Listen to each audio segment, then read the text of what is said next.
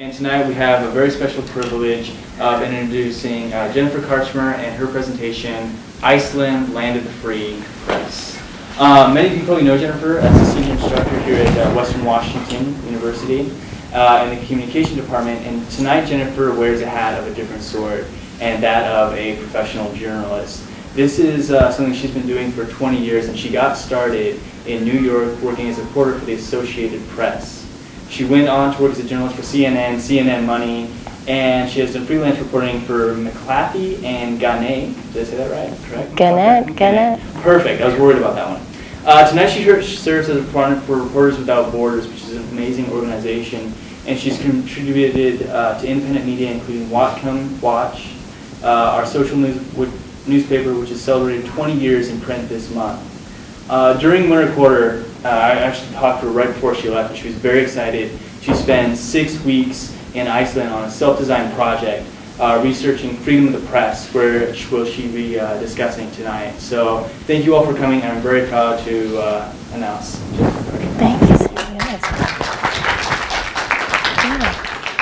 Thank you, Nathan. That's great. I really appreciate that. And thank you to Com Club for all the assistance with the publicity and, of course, the snacks. Yeah, thanks, everybody, for coming out tonight. I really appreciate it. So as Nathan mentioned, I was in Iceland, and many of you know, for about 6 weeks. And what I'd like to start with is just a short story. If you can believe it, I was all the way in Iceland, and I happened to meet some folks from Seattle. I heard them speaking English, and maybe I detected a little bit of a Pacific Northwest accent. Nonetheless, we got chatting, and I found out that the couple had a son who was a graduate of Western from the engineering school. Can you believe this, in Reykjavik? And then additionally, they talked about how when their daughter was going to school, they were talking about different majors and disciplines. And it was a little upsetting because they had brought up that she was interested in journalism, but the father had said, you know, there's really no money in that field. And I cringed, and I thought, oh, wow, we're really discouraging young people from going into journalism. It's tough enough for those folks who are veterans in terms of the business, but we really need good journalists. We need to encourage young people to go into the profession, money or not. It's not about the business side. It's about the social justice and the need for good journalists. So I just prefaced my talk in that way, that I want it to be encouraging.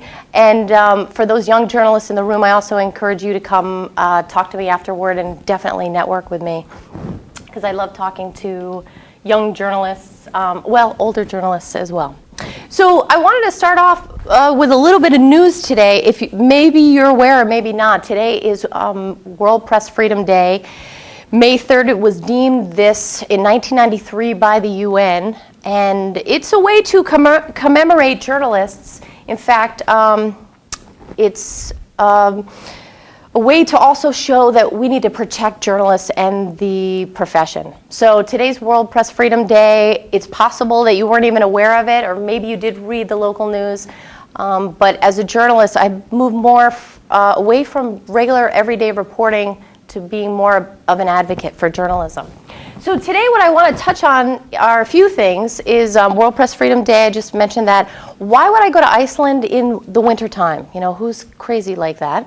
A little bit about Reporters Without Borders. As Nathan mentioned, I do some advocacy work with them. They came on my radar in just the last few years. And then on more of a fun side, I'd like to just go into a travel log. So let's just hop right in. So Iceland. Has anyone been to Iceland here in the room? Robert Clark just stepped out, and apparently he had an Iceland shirt, and he said that he's been there. So I had actually been there in 2010 on a very quick trip. In fact, I was there for 12 hours on a layover from going into Paris. And in fact, Iceland is looking to get more and more tourists there. That's part of their big industry. They'd like us Americans to stop in Iceland, stop in Reykjavik, boost their economy, and then go on to other locations in Europe. The capital is Reykjavik. It's an interesting city. In fact, it's the entire population of the country is 320,000. So, you know, put that in context from some of the cities that you're from, or here even in Whatcom County or Bellingham. So the entire country has 320,000 people. Some of the parallels that people make in terms of size are to the size of the state of Kentucky in terms of land mass, but you can see just looking at the entire country that a good portion of it is uninhabitable. In fact, it's covered in glacier. So the main regions where the populations are Reykjavik, which you can see off to the left there where the red dots are. And then some of the other bigger cities, one is called Akureyri, which is up in the northeast. You can see kind of straight up where also one of the other dots are, and there are about 30,000 folks in that population. You can drive in summertime, this ring road. I, of course, was there in the wintertime, and it can be quite treacherous. But it's definitely an interesting country in terms of the size. I think the most interesting thing for me that I got out of being in Iceland is making some comparisons and also parallels to the size of the country and then some of the culture. One of my goals was to actually look at the culture and not necessarily be there as a tourist, but to be there as someone who is living. And I'll talk about that in just a moment. What I want to do is show you a brief video. It is a few minutes long. It's a little bit tongue-in-cheek, but it'll set the tone. The mayor of Reykjavik is a man named Jan Nahr. He's somewhat of a Stephen Colbert or a Jon Stewart. He's a comedian. And I'll talk a little bit about the financial crisis that Iceland is still going through. But given what has gone on with the politics and public distrust, someone like Jan Nahr came up and said, you know what, I'm going to run for politics. I'm going to run for the city of Reykjavik as a mayor. And, because the politicians we have now aren't doing a very good job. So he came up with his political party called The Best, and they did this video set to the tune of Tina Turner's Simply the Best. I do want to show the whole thing. It's about 4 minutes, and there are subtitles, and a lot of the references they make are very Icelandic or, of Reykjavik, so it might give a little bit of context.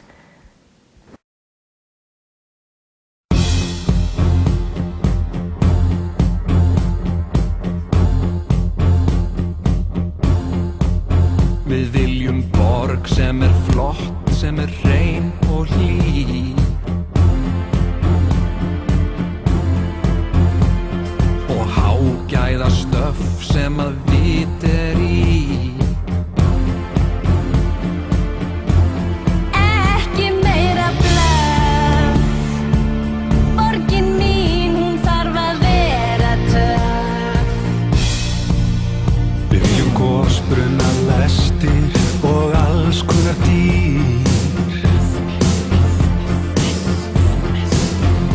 Ekki glerjaðar hellir og stundstuttu brýr. Ekki meira því. Gefum fáeinum frí. Við erum best. Bestasti flokkurinn.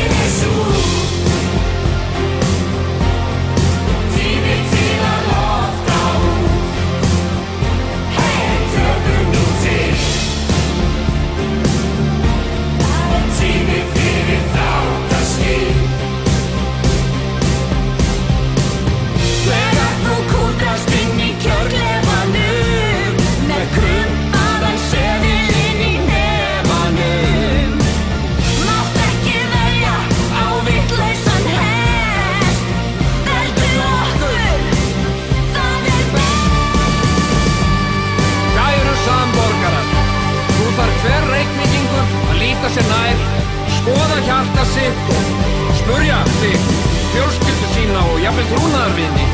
Vil ég bjarta framtíð með besta flokknum eða vil ég tortíma Reykjavík?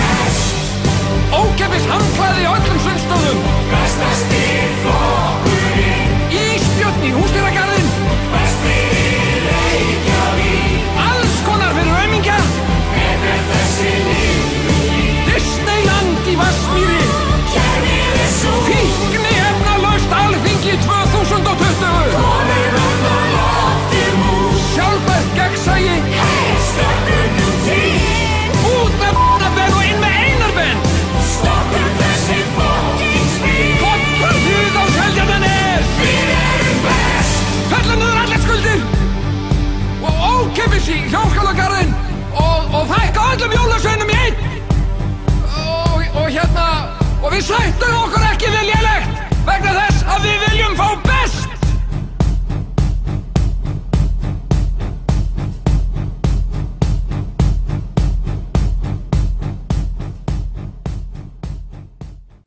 So that was a nice way to see some of the city. Again, not in wintertime. All those shots are obviously from Iceland. And what he touched on was a lot of what the country is going through after this, the political fallout from their financial crisis. But I wanted to talk about what led me to go to Iceland in the first place, right? Like American going there in the wintertime. I started to get involved with Reporters Without Borders 2 years ago as a volunteer correspondent.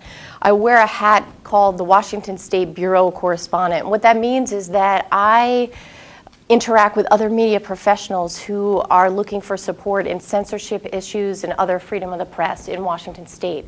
Reporters Without Borders started in 1985 in France, in Montpellier, in fact, which is in the south of France, and their headquarters are in Paris now. So they have international offices, and in the last year or so, they'd really like to beef up their U.S. presence. So they're hoping to have volunteer correspondents like myself in all 50 states, and they'd also would like to have more student presence. So if any students are interested in starting a chapter that has not yet started, so Western Washington University could be in a position to be the first one in the country. So if any students are interested in that, journalism or not, feel free to approach me about it.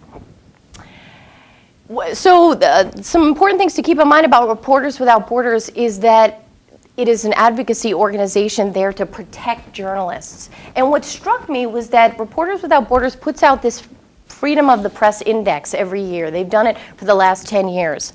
And of course we know that some of the dangerous regimes, at least as a journalist, are Syria, Iran, Pakistan, Cuba, Mexico, China, Russia. These are places where it's very dangerous to be a journalist, or anyone who's showing any kind of dissenting views in the government. These are also places where there are what are called war correspondents, people covering conflict. Now, I decided to look at the other side of the index and say, well, what are the countries that are at the top of the index and what's going on there about their culture? How is it that they perceive and interpret this idea of freedom of the press? Well, over the last 10 years, Iceland has been at the top of that list, number one. If not number one, it's been anywhere in the top 10. Well, I also had a personal interest in Iceland as a kid. I'm just more of a wintertime person, so I decided, you know what, let's go to Iceland and see what's going on there. Just a little bit more of context. Again, every year Reporters Without Borders puts together this measurement tool where they track journalists who have been either killed or imprisoned, threatened or censored in a variety of ways in their profession. Just this year, so we're in May, we're just, we're getting into the 5th month of the year. These are the numbers from the website. So 21 journalists have been killed in the line of duty as a journalist. This doesn't necessarily mean that you're covering a war. It could be that you're working in a capacity where you're being threatened, or that, there's corrupt governments. That may not seem like a lot of numbers, but when I go back just briefly to our World Press Freedom Day, this poster, which is for today, actually says at the bottom in 2012, 1 journalist is killed every 5 days. So it's a measurement tool in terms of numbers. Is that a lot? Is that a little? that's one way to look at it. But really, if you're interested in freedom of the press, whether you're a journalist or not, they are important numbers. Just to give some other context, I'll go back to 2006. And again, Reporters Without Borders has done this for the past 10 years. The number was 84 for the year. And you can see, or possibly not, but this is the breakdown of countries: Afghanistan, Brazil, China, Colombia. The largest number here is under Iraq, which is 41. And of course, these aren't just American journalists. These are journalists and reporters, media assistants, photojournalists. They're not just from the United States, they're from all over the world. And in many cases, they're from the Middle East. They're from these countries. A little more context, I'll show you. Let's see, I'll do a kind of a back-to-back comparison. This gives us a nice visual of the numbers that Reporters Without Borders culls in terms of journalists who are being threatened, killed, murdered, in the line of duty. So this is 2011, and what you're seeing is that as the colors get darker, so the black and the dark red here that's depicted, those are considered very serious situations, whereas the white is considered good. And of course, those are relative terms. The way that the organization uses the numbers is that they take, let's say there are 179 nations that are actually part of the measurement tool, and they'll take the first 10 are considered under good situation, and they go from there. I'll just change now to 2011, so this is the more recent information. And I'm going to just flip back and forth kind of like that. It's a little jarring, but you can see Canada, for example, in 2011 is yellow, and then here it's moved to good situation, so that means it's moved up. I don't have the information on why that's the case, although it is interesting. And now you're probably wondering, where does the United States rank in here too, right?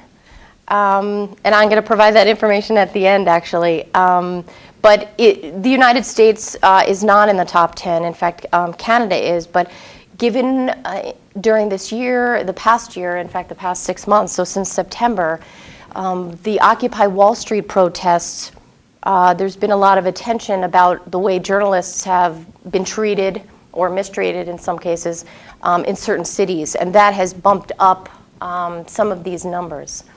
What I appreciate about it as a journalist myself is that as I was speaking to journalists in Iceland, they concur that on a daily basis, we act in a very free environment in our profession as a journalist. I like to tell folks, all my days in going to a daily newsroom, I never woke up in the morning and was worried about a car bomb when I turned the engine on in my car, or as an editor getting a phone call from someone who would be giving me physical threats, or be worried about that kind of thing.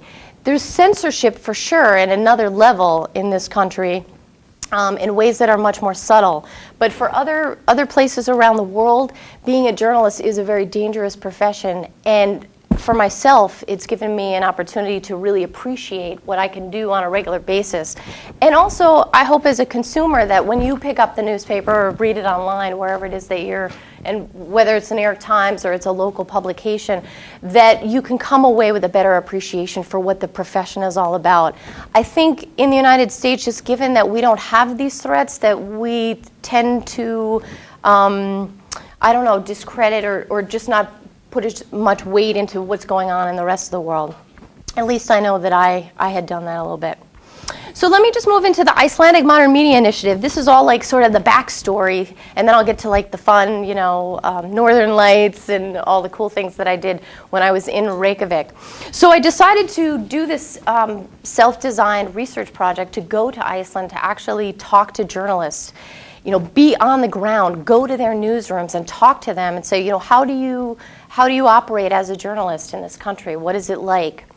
And just for some more context, when Reporters Without Borders does its survey, they literally send out a 50-question survey to reporters and journalists in newsrooms throughout the world and cull that information. And they're asking them questions like, how many journalists in your newsroom were threatened this year, either physically or over the phone, or in what ways did you experience censorship? So it can be subtle or it can be more egregious.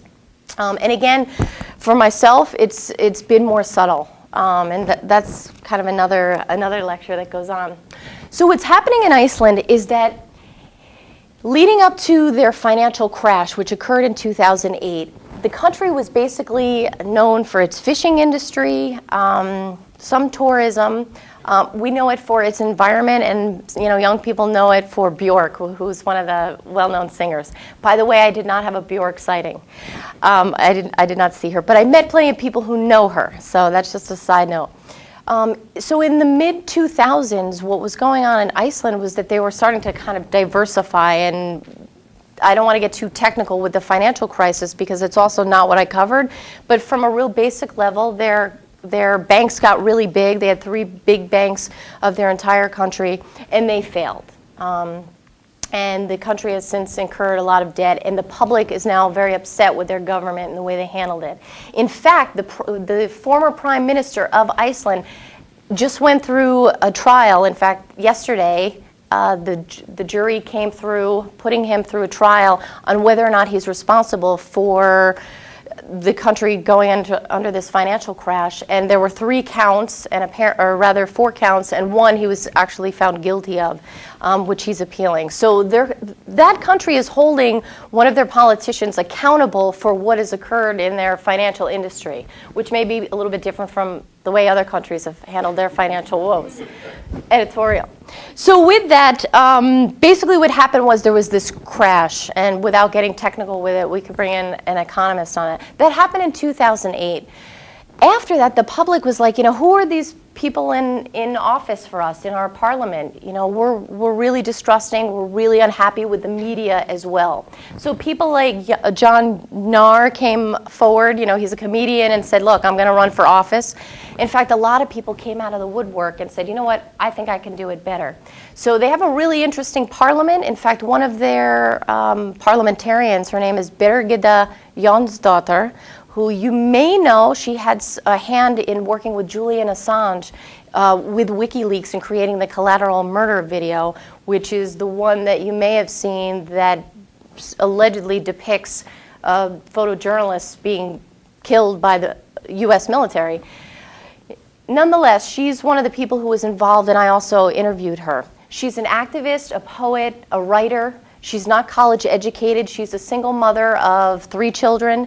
And she said, you know what, I'm really interested in being in parliament because I think I can do it better. So there are people, as I said, in this small country that are emerging and saying, you know what, I can do it better. So she was actually elected into office, as was John Nahr.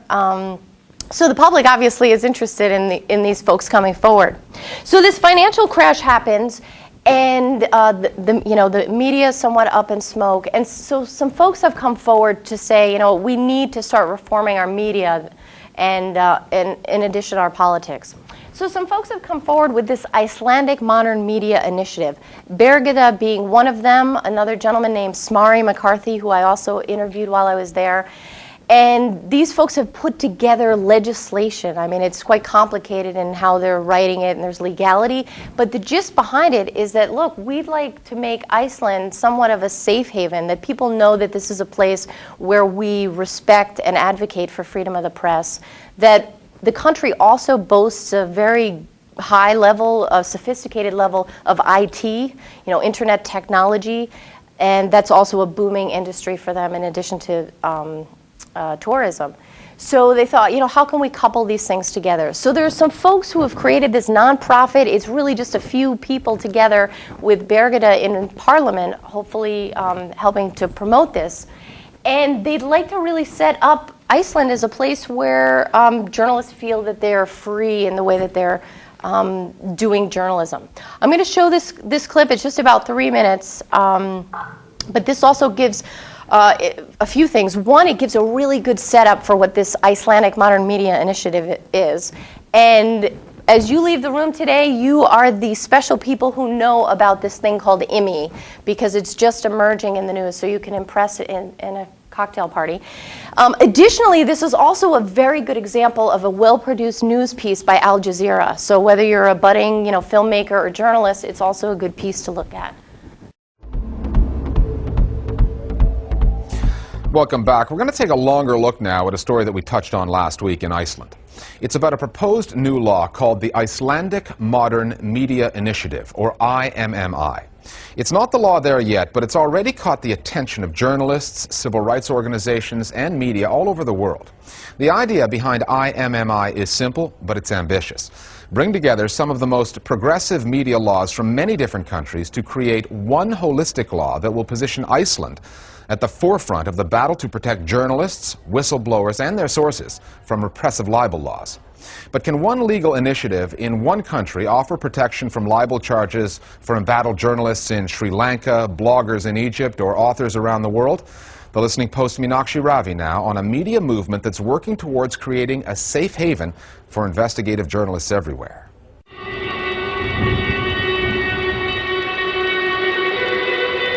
Iceland seems an unlikely place to come to escape libel chill, the threat of legal action against journalists. But that's what this proposed law aims to achieve. This legislation is based on legislation from around the world, good legislation that has proven itself. It's an interesting experiment trying to gather best practices from around the world. A range of laws on protection of libel, protection of sources. So I guess that it will work both for Icelandic journalists and foreign media, probably the same. The proposal has been just 6 months in the making. Its genesis can be traced back to a news broadcast last August. Iceland's economy was still reeling from the 2008 banking meltdown when RUV, the national broadcaster, tried and failed for legal reasons to get a banking story on the air. 5 minutes before we went on air, we got an injunction. Nú hefjast fréttir laugardaginn 1. ágúst. Our presenter wanted to say to the viewers, here are the stories of the night, or at least the stories that we're allowed to bring. Samt ekki allar þær fréttir sem við ætlum að segja ykkur. Iceland's largest bank, Kaupthing Bank, had obtained an injunction on a big story. It was about a document that had been posted on WikiLeaks, a website that's made its name as the go-to site for whistleblowers around the world. Julian Assange is one of the founders of the site. On July 31st, 2009, WikiLeaks released a document about the Kaupthing Bank, the Kaupthing loan book. But before they could broadcast it at 7 p.m., an injunction landed on the news desk. That injunction forbade RÚV from telling the Icelandic public about the leak. However, the documents can be found on WikiLeaks, and then we had a graphic which basically showed the website address. So the Icelandic public became enraged that they were being denied this important information. And the political fallout of that moment is something that pushed this forward. This is the Icelandic Modern Media Initiative, known to Icelanders as IMI. The people behind IMI envisioned a single piece of legislation to prevent a repeat of RUV's experience in August 2009. The idea to protect journalists and whistleblowers through a media super law that would safeguard not just Icelandic media outlets, but bloggers, journalists, authors, and their sources around the world. So, as a journalist, this was pretty fascinating to me because I said, wow, you know, I've worked in a newsroom before and I know what it's like the 5 minutes before a newscast. So what they're saying is their 7 o'clock newscast, their nightly newscast, like our 6 o'clock, literally 5 minutes before the producers, the director, the anchor you saw there, ready to go on air. I mean, this is a crazy time in a newsroom. They receive an injunction. Now, what I'm sharing with you is what I've learned by doing some first-person interviews with the folks who were working that night, and I'll show you a couple photos. So what was described to me was that they actually got a phone call from the attorney of the bank. It's named Kaupthing Bank. And basically the bank created, went to the court and was serving an injunction to the news station, to the TV station, saying, you know what, we're going to stop you from publishing the news, from broadcasting the news tonight. So to adhere to this injunction, which I believe would have cost them, a monetary fine, the producer and director said, okay, you know what, we knew it was a controversial story, we're going to go with plan B. Well, the anchor who was on that night was like what I've heard is the Walter Cronkite of Iceland. So he's been in the business for about 30 years. He's a veteran. He's well-trained. He knew how to ad-lib. He had a script in front of him, but he was being told in what's called his IFB, which is the earpiece, by his director, look, we got to cut that story. The bank is on the phone, and we can't run it. So as you can see how they handled it, while they weren't able to run the news that they were planning to, they were able to allude to it and essentially report the news. The troubling thing about that, one as a journalist, is how is this private corporation telling us what we can and cannot broadcast? And secondly, thank goodness the public was outraged once they learned what actually occurred. And then the rest of this unfolded. So as I said, as a journalist, I wanted to go to Iceland and find out what was it like to, so this is the broadcaster, his name is Bogi, and this is us in the newsroom there. So I got a chance to actually talk to him and interview with a few folks. In fact, I'll share with you a couple photos. This is him in the newsroom where he does the news. In fact, he actually stands up. It may look like he's sitting, but more and more newscasts are going this route. You may notice this on CNN, but he actually stands up as part of that. And then this is the control room. So some behind the scenes. So I got a chance to sit down with journalists and talk about, what is going on here in the news in Iceland. And what I'm learning is that more and more journalists in Iceland are finding that their freedom, their voices are being somewhat hampered. Again, on sort of this subtle level. It's not the physical threats or violence that we see in other countries, but in a peaceful place like Iceland, more and more journalists are being threatened or slapped with libel suits where private people, who are being reported about in the news are going to the courts and saying, you know what, you can't write about me, even though the journalists are drawing from primary public documents and evidence. They're doing strong journalism. So this is a kind of a movement like, the courts and then also the journalists, their media laws, those things aren't lining up. So this IMI movement is a way, as it said, for Iceland to kind of pit itself as a place to becoming this, freedom of the press haven. Let's see, I'm just going to back up with a couple more photos. This is a newscaster also at RUV, or RUV is the name of the station. In Iceland, they have a state-owned station, which is RUV, and they have 2 daily newspapers for the entire country. In fact, to pronounce that, it's Morgunblaðið, and that's one of their daily papers. I believe it means morning paper. And these are 2 reporters, longtime reporters, Carl and Peter Blondell. They're actually cousins. And that's another thing you find in Iceland, is that it is true that given the small size of this country, and I say small, it's a relative term, but I mean, what's the population in the United States? 300 million? And there are just over 300,000 people in Iceland. It's true that you can walk down the street in Reykjavik and meet someone who knows someone that you know or that you need to meet, or walk into a store and mention their name and they'll say, oh yeah, I know who that person is. So it was very interesting to meet fellow reporters. This is a woman named Anna Anderson. She is half American, half Icelandic. Both her parents are Icelandic, but I believe she grew up in the United States. She's a graduate of, I want to say UCLA, but a California university. And she's back in Reykjavik running the Reykjavik Grapevine, which is the one English language newspaper that's there. It's similar to, I would say, The Stranger in that it's tabloid form. It's a monthly. It's got some hard-hitting politics and investigative pieces, but it also has entertainment. Maybe it's like a mix between Cascadia Weekly and Whatcom Watch, I suppose. But it is an English language paper. One of the difficulties for me as a researcher and journalist is that I don't speak Icelandic, and the newscasts and the newspapers are in Icelandic, except for the Grapevine. But that, of course, is the focus of that paper is more for tourists. This is an interesting shot, and more just for the content, not the, it's not an awesome piece of photography, but I happened to be at the University of Iceland doing a guest lecture there, and I noticed a camera crew. And I thought, oh, what's going on here? A good reporter. So what I found out was that the camera crew and the reporter were interviewing this woman who's the head of a citizens group who's fighting for citizens' rights in light of the financial crisis, so that the residents aren't all carrying the debt. So we got chatting. She's mother of 3, went to college, well-educated person, and just wants to be an activist. Well, I just read in the paper, the online Icelandic paper, that she's running for president. Literally running for president. 8 candidates have thrown their hat in the ring, and she's running for president. And in fact, a journalist is also running for president currently. It's an interesting place to run for president. I don't know what some of the qualifications are in terms of age or other things that you've held, other offices. So just some other stuff about Iceland, and then I'll do like travel log and take some questions. Some things that I learned about Iceland is that it gained, or I guess declared, its independence from Denmark in 1944.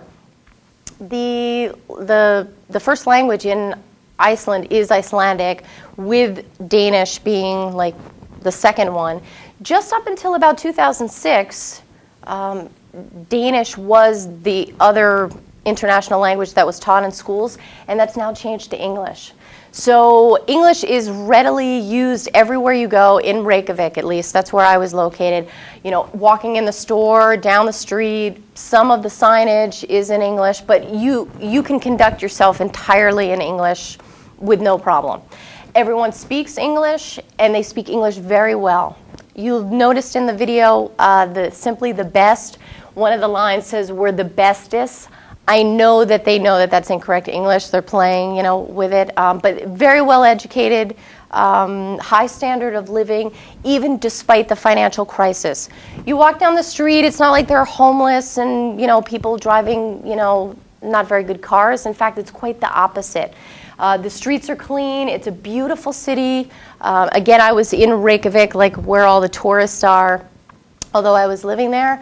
And what I learned was that there are people who are homeless. There are people who lost their jobs, lost their cars, their homes, their retirement savings due to this financial crisis. But unlike here, you're not going to see people panhandling. They know each other, and there's a pride. So they do seek social services, but you're just not going to see somebody on the corner, asking for handouts, or, panhandlers, as we'd call them, in this country. It's just a different culture, again, because folks know each other. The naming convention is interesting. They use the patronym, which means that, so Björk, for example, if you're familiar with her, she's a pop singer, and we know her as Björk. Her last name is actually Guðmundsdóttir, and this symbol here, the theta, is pronounced like a TH. It looks like a D with a line through it, but it's pronounced like a TH. So that means that she is the daughter of Guðmundsson. And in this case, Elizabeth Jónsdóttir means John's daughter. So if Elizabeth had a brother, let's say named Peter, he would be John's son. So it's interesting in that way that when you look someone's name up, you can do it by first name in the phone book.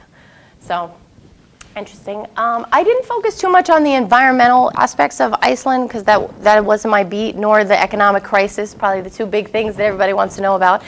Freedom of the press is my beat. But Iceland is definitely known for its geothermal and hydropower. In fact, in the video that you saw, he talked about free towels at the pools, and I have some photos of that. In Reykjavik and throughout the country, there are these natural geothermal pools, based on the topography of the land. So they've created swimming pools. So it'll be literally snowing and, below freezing temperatures. And you're in the pool, doing laps, and the steam's coming off and, kind of waiting around. Of course, when you get out of the pool, it's cold. But it's a way of life to go to the pools on a regular basis. It's also very cleansing and healthy and fun. And I talked about that other stuff. So yeah, let me show you some fun photos and things like that. This is right on the coast. I mean, as I took that photo, I thought, we're looking west. I mean, the next thing I'm going to see, if I could see anything, would be Greenland.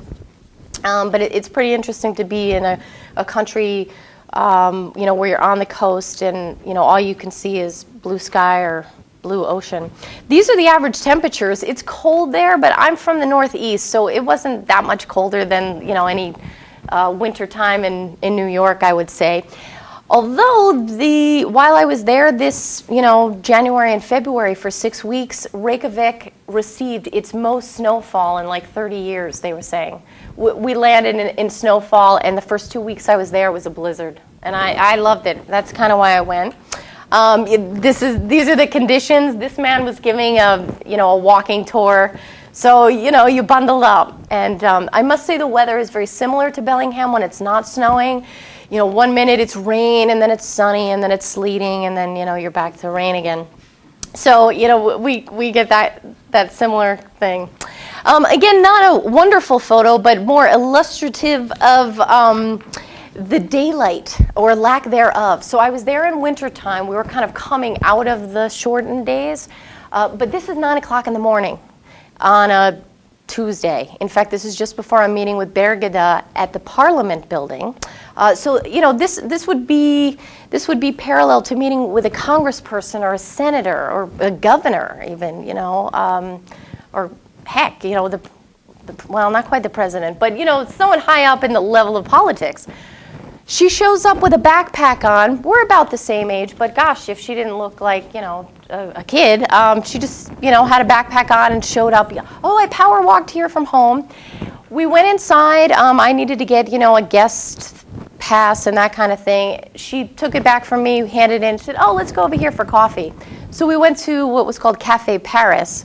The moment we walk in there, so just a casual place for coffee, in the pitch dark, by the way, as we walk in, she said, oh, that's where I sat with Julian Assange and where we co-produced the Collateral Murder video, right over in that booth. I'm like, oh, okay, that's cool.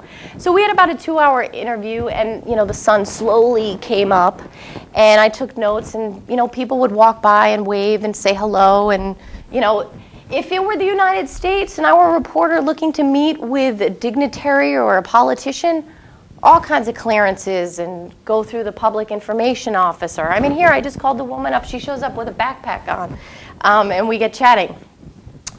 Here's one of the pools. These are kids doing, their swim lessons after school. And what's neat is that the coaches are all bundled up there on the edge. But when you're in the pool, it's a cool scene. This is just a beautiful scene from downtown. This is called Mount Asa, which is not a very big mountain, but it's right there. It abuts the city, and it's quite gorgeous. While the days were very short in that the sun really didn't come up till about 11 o'clock, and it would set at about 4:30. And oftentimes it was a gray day, similar to Bellingham. But when the sun was shining, if you're a photographer, you're into natural beauty, or just have that interest, it's truly phenomenal when the light is shining. So here are a few more shots. This is just city streets. The mayor got a lot of heat for the way he and his administration handled these first few snowstorms, and it seems similar to maybe any city in the U.S. Apparently they didn't salt or sand or clear the roads fast enough, so he got a lot of heat, and the reasoning was like the environmental concerns of salt or sand on the roads. So some of those conditions are a little bit similar. This is just such a lovely shot. It's it makes me really feel Reykjavik. The colors here are just fabulous. And this is taken from one of the tallest buildings, if not the tallest building in Reykjavik, which is the church. And I'm not going to pronounce the name correctly, so I'm not even going to attempt, because I'm hoping some Icelandic folks watch this video and they'll know I ruined it. But in the video with the Simply the Best, they showed the actual church in that. So these are shots from there. This as well, and I just love the colors and the way the houses look here. And keep in mind, so for you folks who are interested in being a tourist or stopping in Reykjavik for some reason on your way to Europe or to go there as a destination, one of the beauties for me traveling there during the off-season was that I could go to, let's say, the church, for example, which during summer, it's just a short way up. It's an elevator ride, but in summer it would be packed. It would take probably 2 hours just to get to the top. I literally had the entire top of the church to myself for an hour and took a slew of photos and, really enjoyed the day. I was there long enough that I could time it, so I went on a nice sunny day. So that's one of the benefits of being, there in the off season. This is one of the University of Iceland in Reykjavik's buildings. The campus abuts the airport, or rather the airport is on top of the campus. So this caught my eye. They had a big sign there that said Reykjavik Central Park. And I'm from New York, and Central Park is one of my favorite places in the world. I thought, oh wow, there's a Central Park in Reykjavik too? So I went in and got chatting with a planner and architect there, and apparently they're looking to replicate in some ways our Central Park that's in New York. To create that kind of space here in Reykjavik. It requires some wetlands, and there's a lot of controversy because there is an airport, a domestic airport right there. That's quite loud and not as attractive, but a lot of business folks like it because if I go back to the photo or the picture of the country of Iceland, there are a lot of commuters actually who will go from the northern or the northeastern part of the country and fly to Reykjavik for business. So to have it moved to another area would be inconvenient for a lot of folks. This is called the Blue Lagoon, and this is, I won't call it a tourist trap, but it is for tourists. I would go there if you have the chance to go to Reykjavik. So this is a natural geothermal pool. The water is just wading level. Everybody's kind of down like this because it's cold, but it's not for swimming. It's just for wading. And you can see the water it looks almost like milky white too. And of course the steam is coming up from it. It's all, the way the science works is that it naturally cleanses itself, so there's no need for like chlorine. It's clean, at least according to all the signage that they have there. There are some cultural differences, many cultural differences, as you go to the pools because it is a way of life. It's not just like let's go to the pool and that's it. Folks do it on a regular basis. There's a procedure in terms of going in the pool. You're supposed to shower beforehand, this is male or female, just to rinse off. And, just get yourself clean before you go in. So I've read some blogs and things that were very critical of Americans, like just going in real quick, and being very modest and not wanting to do it without their bathing suit on. And of course, they were all on top of the Americans. But the signage is all in Icelandic, so it makes it difficult if you are a tourist and you haven't done any homework to know, so am I supposed to shower before I put the suit on? So if you happen to go, yes, you're supposed to shower, and then you put your suit on, and then you go in the pool. So that way it keeps it clean. So that's good information. Also, you need to have an Icelandic hot dog. It's an interesting delicacy. It's kind of like fried, and it has like fried onions on it, so quite delicious. This is called Perlan, and I believe this was also in the video with the Simply the Best folks.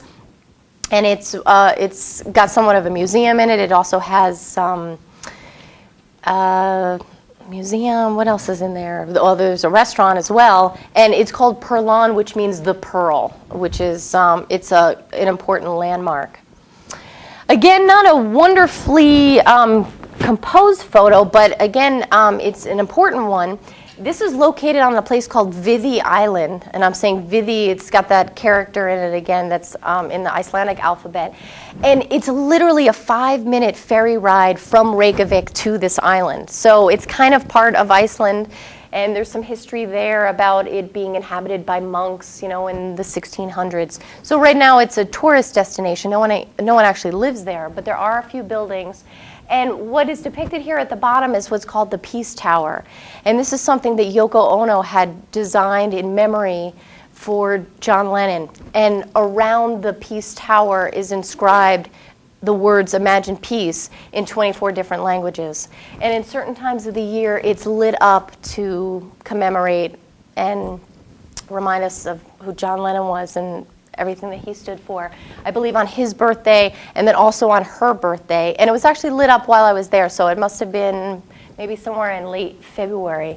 So that's a nice destination to go to. It's just nearby. This is an interesting building. These honeycomb windows are part of what's called Harpa. And it's a very beautiful and unique concert hall where they have opera and pop concerts and other cultural events. And there was a lot of controversy over this building in producing and erecting it because it was occurring just before and during this financial crisis, and a lot of folks were unsure if it was actually going to be completed and built. And what was nice was, as I was visiting, it had just opened, I think, in the fall, so it was kind of a big deal. Excuse me. It's quite amazing, especially at night, because intertwined in these windows are lights of colored lights, and they just kind of do that. Which brings me to another really cool thing, which is the Northern Lights. Has anyone witnessed the Northern Lights? I suppose in either Alaska or, yeah. I hadn't, being from the East Coast. This is actually a postcard, but I will share with you just my Northern Lights experience. So it's a big deal in Iceland, just given where it's located in the world. And I knew I was there for 6 weeks, so I didn't make it a real priority. I thought, well, at some point the Northern Lights will show themselves. So as a tourist, you can hop on a bus for about $50, and they take you around 9 o'clock at night, so it's dark enough, away from the city of Reykjavik, so you don't have light pollution. And they give you hot chocolate, and you stand there and wait for the lights to do their thing. Now there is some meteorology and some science into when we're best able to see the lights. So they only take the tourists out when they know it, not that it's guaranteed, but that it'll happen.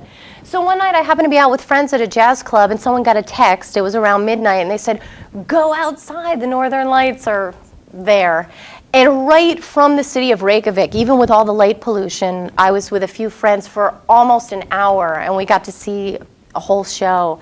And if you've seen them, I mean, these were the colors that I saw. There are reds and pinks and purples as well, depending on where you're located and some other details like that. But it was really fabulous because it was so unplanned, and it was quite special. Let's see, just a few more things, and then I'll take some questions and wrap it up. These are some of the friendships that I made while I was there as well, and I'll tell you a little bit about where I stayed and that kind of thing. I stayed at what's called the Reykjavik Downtown Hostel. Hostels, if you're familiar, are moving from being youth hostels to just hostels because, well, if you're staying at a hostel, you probably have some youth in you. But they're not just for kids anymore. And now that I've moved down to a certain age, I don't know if I'm necessarily in the youth part anymore. So that was nice to know. Again, off-season, they knew I was a journalist and a writer. I had stayed there once before 2 years ago, so they were really happy that I wanted to be a long-term stay person. I was there for 6 weeks, so I had my own room, a kitchen where I could cook and do my thing. And what I ended up doing was meeting folks from around the world who were also there, either for a night or two, or who were moving there from other countries. Iceland is a very peaceful place, and it's very open to other cultures. The Icelandic language is difficult, but again, you can speak English there readily.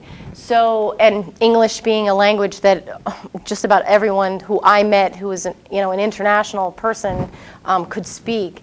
So this, for example, is Marta. She's from Brazil. In fact, she married an Icelandic man that they met online, and they corresponded with for several months.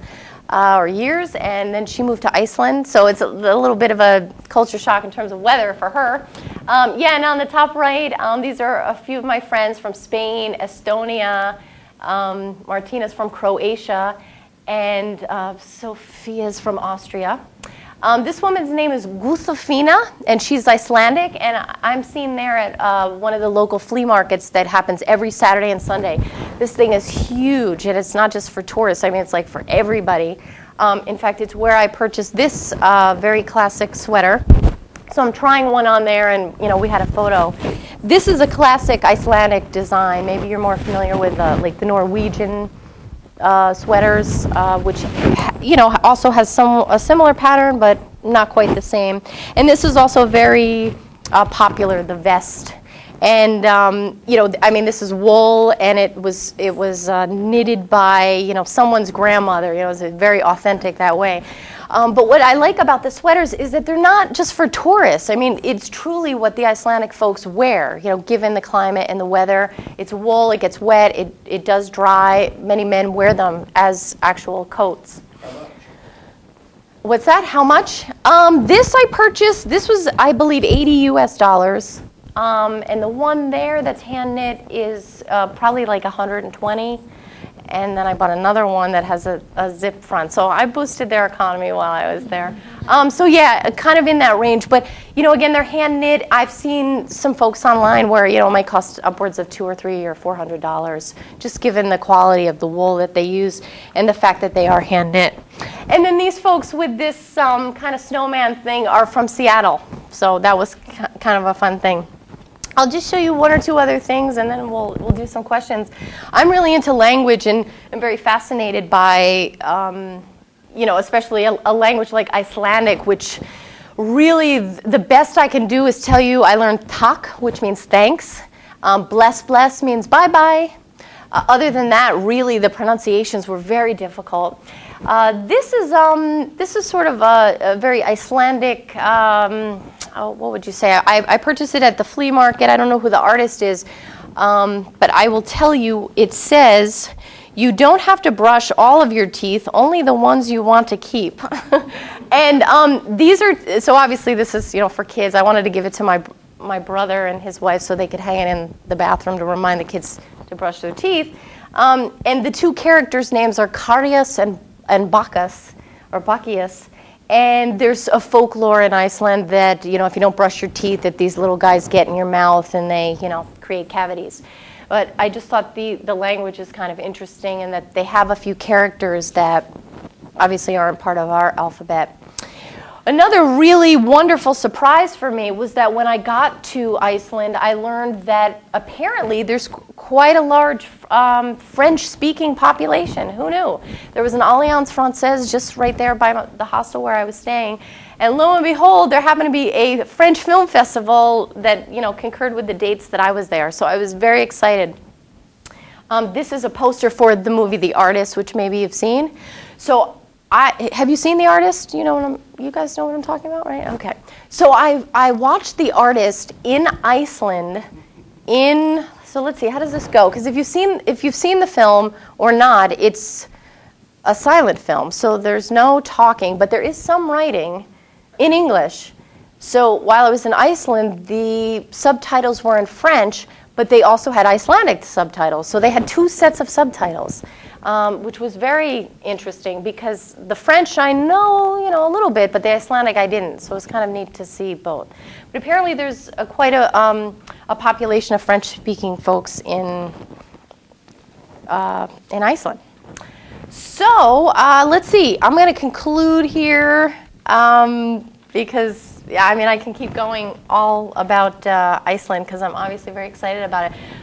But I did want to just reach out again to students who are interested in journalism or not. Feel free to contact me if you're interested in either traveling to Iceland or you want to talk more about Reporters Without Borders or journalism in general. I want to encourage and support. And anything else, I'm here to share with you any other information you'd like to know. So thank you for having me. Yes, please. And tell me your name, please. Oh, right, okay. There are two things that I'd like to ask you. One is, on what grounds did the television station, the bank get the injunction against the television station? Okay. And the other is, why is it, do you think, that the Scandinavian nations repeatedly come up at the top of the freedom of the press? Yeah, and I'll put that one up there. That's a good question regarding the injunction. The quick answer is I don't know the specifications. What I was surprised, though, when I did meet with the journalists who talked about working that night, that a corporation, that the bank actually had that ability, like, oh, they can just call the courts and do that. So, there's obviously something going on, with the court. I don't know if it's the Reykjavik City Court. One of the things that's come out of the financial crisis is the culture of Iceland are words like cronyism, nepotism, which are, doing favors or for either people we're close to or who actually, we're related to. And in a country of that size, on some level, that was okay because it's such a small country that that's who is working for you. So that came up in terms of a lot of the themes of what has led to the downfall. And it's possible that influenced the injunction in terms of, who's got whose hand in whose pocket kind of thing. But clearly from the journalists I've spoken to, they feel like, the courts are not on their side and that they're doing good, ethical, solid journalism based on, solid reporting, yet more and more, especially newspaper journalists, are being slapped with these libel suits. This one happened to be most egregious because it involved, one of the biggest stories, one of the banks. Two, it included, a newscast, which is, maybe more, more readily broadcast, and the public was really upset about it. The second question, oh, okay. It's just interesting to me that you should be in the white category, and clearly the journalists aren't getting kidnapped or killed, but if you're having corporations on a whim able to call up and block stories, you would just wonder how free the press is. Well, and that was exactly my premise, was that what's going on the ground there? I mean, we hear that it's a peaceful country. Of course, it's got a high standard of living. They have universal health care. And in talking to the young people there, like the 20s, folks who are in college, when they hear about the United States, they're like, oh wow, you guys don't have health care, they're like blown away. In many ways, they look up to the United States in one, in journalism. When I talk to folks there about, who do you look up to, or what are some of the ideals? One is many of them have pursued journalism degrees in the United States. They might be Columbia University graduates, which is one of our most prestigious journalism schools in the country. So they may have studied here, and also they all say the New York Times and Watergate. Those are like the examples that come out in terms of like what's good journalism. I spoke to a group of master's journalism students at the university, a group of about 25, and I did a lecture in English, although they're studying in Icelandic, but they all speak English, perfectly fine and correctly. And their journalism program is either as new or as old as 2004, which is, it's not even 10 years old. So earning a master's degree in journalism in Iceland is somewhat new. But yet, so they feel like they don't really have a legacy, and they look to things like Watergate, Woodward and Bernstein, New York Times, Washington Post, and they look up to us in that way. But yeah, when it comes to things like healthcare or going to college, I mean, the students there, and they were saying it was a burden for them.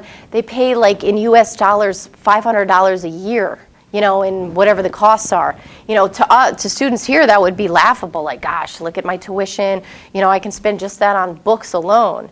So it's interesting to see like what is a lot or what is expensive that comes up. Yes, Doug. I was talking with the publisher of the Cascadia Weekly today about every year he publishes the top 10 underreported news stories in America.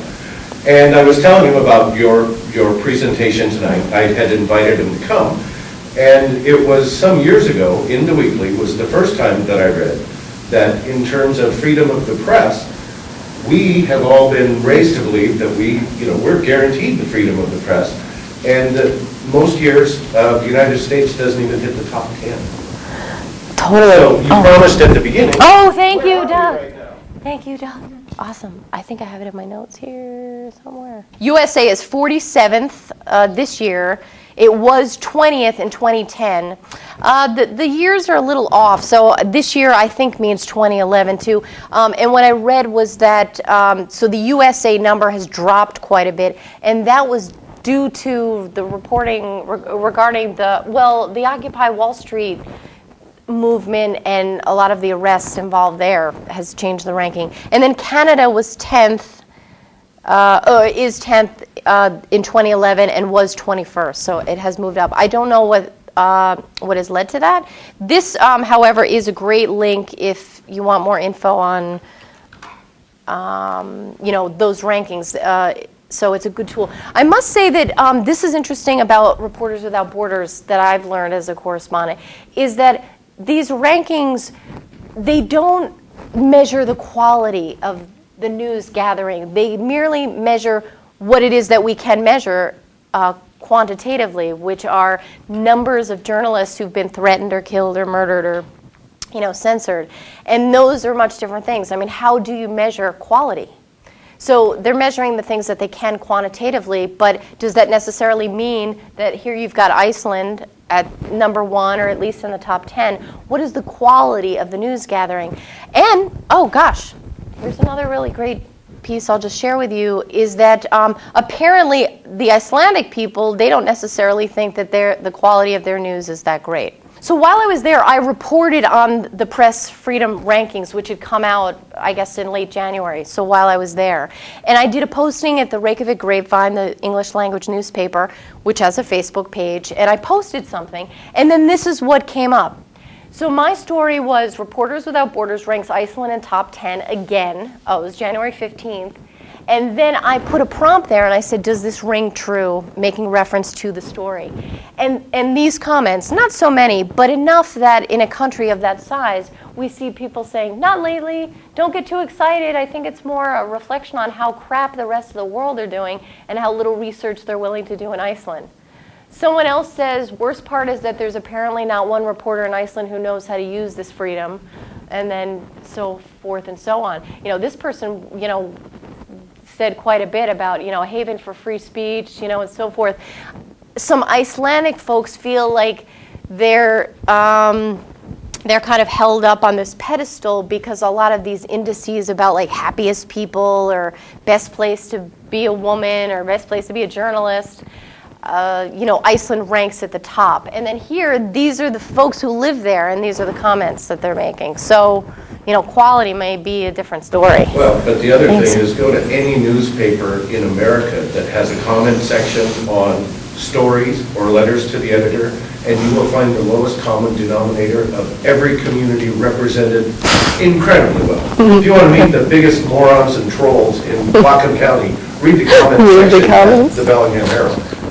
I noticed that on CNN too. They're awfully, they're quite, it's bad. Time to do that, you don't want to spend any time with face-to-face. And that's another level of freedom of the press, freedom of information. Yeah, it's interesting because we think like, oh, the United States, of course, we're a democratic society. We've got the First Amendment. I mean, that's us, the First Amendment. Not all countries have that freedom, or they don't necessarily have that written into their constitution. And in the lecture that I gave to the journalism students in Reykjavik, I talked about U.S. media consolidation as one of the ways that we really put a crimp in our freedom of the press, and that there are less and less outlets for distribution, and that there are 6 large companies that control all of our media. Now that might sound like, oh wow, 6, is that a lot, is that a little?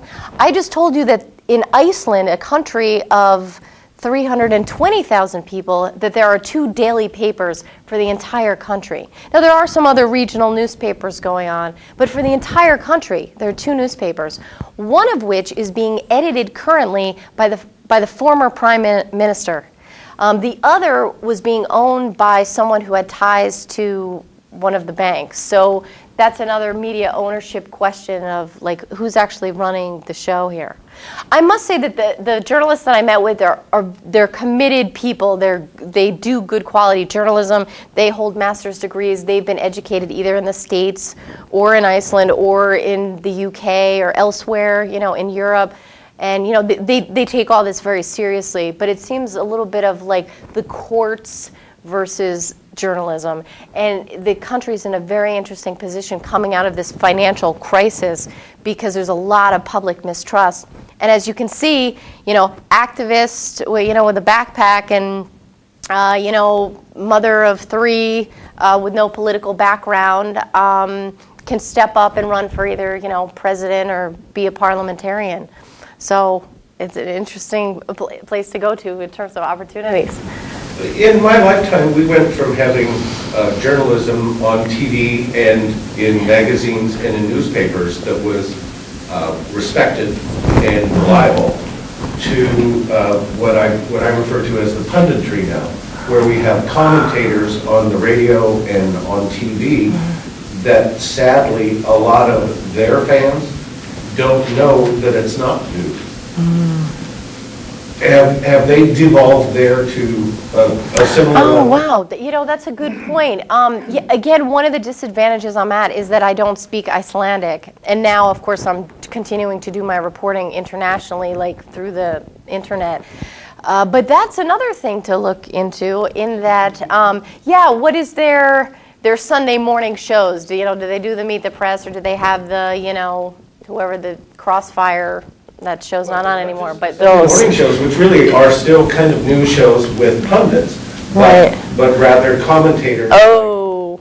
Whether they be progressive like Rachel Maddow or I see, yeah. morons like Rush Limbaugh, that people actually think are reporting news. Yeah, versus giving them opinions dressed up.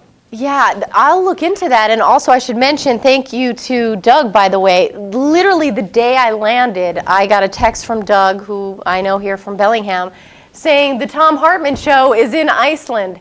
And if you're familiar with the Tom Hartman show, he's quite a progressive, broadcaster, and he's been around a long time. He was reporting on the exact story. He was there talking to Birgitta. He was doing the Emmy story. I was like, I've been planning this for 6 months, and his show just shows up. So hopefully I'll be in touch with him. Maybe I can, coordinate or collaborate in some fashion. But literally the day that I landed there, he's producing a live shot, from downtown. So I must have been onto something. I didn't have quite the funding that he did. So, any other questions? Fun stuff about Iceland or Reykjavik? Yes. Very much a tourist question. Do you Yes. know when the downtime is? Oh, meaning like the off season with the tourism? Well, okay, I can give you a few things on that. Don't go in October if you don't want to be there with crowds, because they have something called, is it Ice Waves? They have a huge music concert. It's not my scene, but it's where all these bands converge. So don't go in October because there's a big lead up to it. And in fact, they're talking about moving it. I think, I forget if they want to move it more in later in the year or earlier, because they want to garner more of the tourist season. So that's something to look up. And I would say, again, I was there in the dead of winter, and I thought it was fabulous because I liked the snow, and I actually liked the whole light, dark thing. So, all the tourist stuff was cool because you just walk in. And but I hear things start to pick up, around late March, so April. And I'm still corresponding with friends I have there now. In fact, I just got an email from some folks, and at the end of the email she wrote, "It's summer in Reykjavik." So I don't really know what their definition of summer. It's kind of like our definition of summer, with a smiley. Yeah, it broke 50 degrees or something. So I think you can still go in April and May, get nice weather and do touristy stuff, and not have the huge crowd that you're going to have in June, July, August, probably, and I would think September too. Let's see, the first time I was there, I did a 12-hour layover. In fact, I'm writing a piece, 12 things to do in 12 hours in Reykjavik. And one of them was to get an Icelandic hot dog and to go to the Blue Lagoon and all the other things. So, I was there August 5th, I think. And at that time of year, it's just the opposite with the light. I mean, there's no dark. So they're up all night partying. And that's a little bit of a cliche, but it's also true that if you're into the nightlife, and I was a little bit into the nightlife, but you don't go out until about midnight. Seriously, I mean, even in the winter, because the bars, the nighttime life, stays open a long time. So, you get going around midnight. And food and things like that is expensive, in terms of eating out, but that would be true of any city. I didn't find products that much more expensive. Now, there's a perfect relative cultural difference, is that when I spoke to Icelandic folks who live there, who've lived through this financial crash, folks in their 30s, 40s, 50s, they have kids, families, so they've been buying groceries, their whole lives. They're saying that things are more expensive because they need so much imported. When I went to the grocery store, and here I've budgeted, I shop in Bellingham, go to farmer's market, Hagen, whatever, the stuff seemed the same price to me in terms of shampoo to fruit and vegetables and things like that. So what I found expensive was just eating out. But again, that would be true in any city, I think. Yeah. Oh, yes. Okay, so quick McDonald's and, oh, yes. Okay, so first of all, there's no Starbucks, which I applauded. So no Starbucks. There are a couple like Pizza Hut and Quiznos and Subway closer to the airport. McDonald's apparently had a showing a few years ago. Icelandic folks were like, yum, yum. They loved it. However, from a cost-effective standpoint, McDonald's pulled out because they needed to import all the beef and all the products.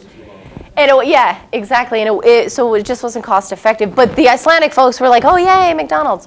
When you walk down the main street in Reykjavik, it's a lovely street, especially with the snowfall. I mean, in terms of like tourist shops, coffee places, restaurants, cute little bookstores.